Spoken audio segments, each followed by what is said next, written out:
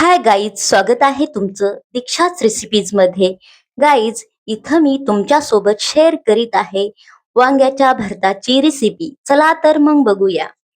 मी इथे 2 हिरवी वांगी घेतली आहेत, कारण की काळ्या वांग्यापेक्षा हिरवी वांगी मला जास्त चवदार लागतात. त्यामुळे मी हिरवी वांगीच खाते. तर इथे मी भरीत भाजून नाही तर कापून करीत आहे. भाजून खाऊन खाऊन तर खूप कंटाळा आलाय, तर हे नवीन पद्धतीने मी बनवत आहे. तर तुम्ही बघू शकता, वांगे घ्यायची, चरचर कापून घ्यायची. तर कापताना हे पण बघायचं किडकं आहे का नाही. काय करायचं आता, हे किडकं वांग निघले पण फेकायचं नाही आपल्याला. तर तुम्ही बघू शकता, जो किडका भाग आहे ते मी कापून फेकत आहे आणि जे चांगलं आहे ते घेत आहे. भाजलं असतं तर पुरंच वांग फेकावं लागलं असतं का नाही.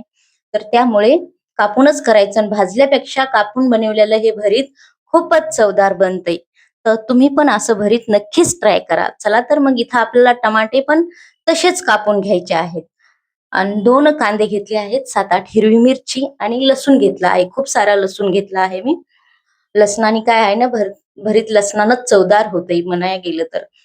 तर इथे मी वांगे टाकून घेतले, थोडंसं तेल टाकलं, भरपूर टाकलं तेल आणि वांगे टाकल्याच्या नंतर लसूण त्याच्यातच घालून द्यायचा. त्याच्यानंतर टमाटर घालायचं आणि आपलं हळद मीठ टाकून नाही, खालीवरी करून घ्यायचं थोडं.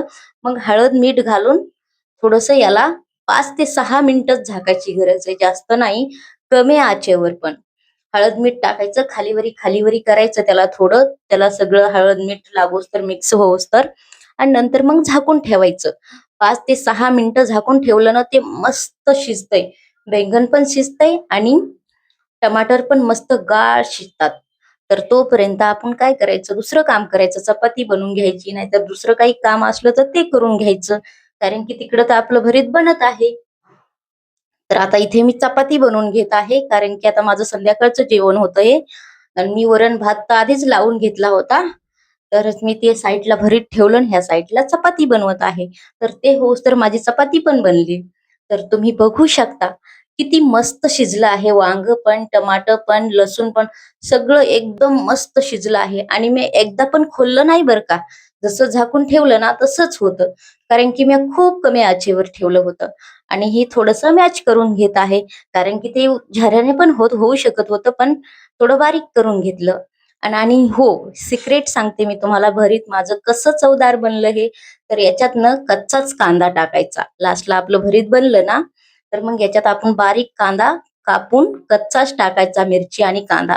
इतकं चवदार बनतंय ना, तुम्ही हे भरीत नक्कीच ट्राय करा. तुम्ही हप्त्यातून हे भरीत 3 वेळा बनवताल. तर भरीत आवडलं असेल तर लाईक करा, चॅनेलला सबस्क्राईब करा. भेटूया उद्या. टाटा.